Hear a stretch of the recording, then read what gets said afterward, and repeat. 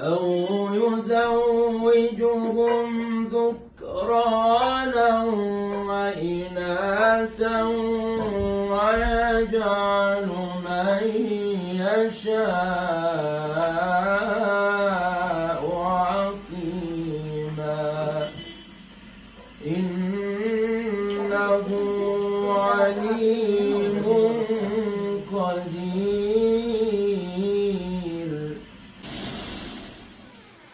وكذلك أوحينا إليك روحا من أمرنا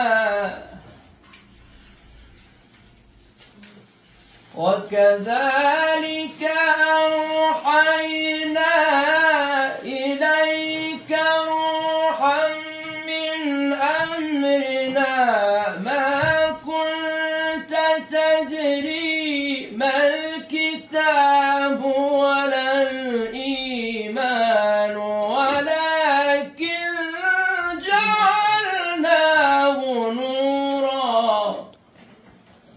بسم الله الرحمن الرحيم. قل هو الله أحد الله الصمد لم يلد ولم يولد ولم يكن له كفوا أحد. فيمن هديت وعافنا فيمن عافيت وتولنا فيمن توليت وبارك اللهم لنا فيما أعطيت.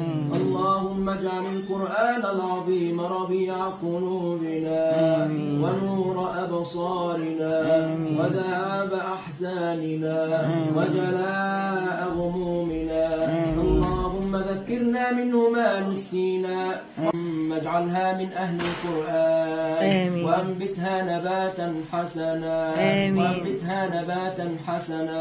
اللهم احفظها بالقرآن وزكها بالقرآن وبارك فيها بنور القرآن. اللهم احفظهم حفظا يا رب العالمين بحفظ القرآن. اللهم اجعل منزل الحج يسري دائما معمورا بالقرآن والخيرات والبركات برحمتك يا أرحم الراحمين. وصل اللهم على سيدنا محمد وعلى آله وصحبه أجمعين. الفاتحة.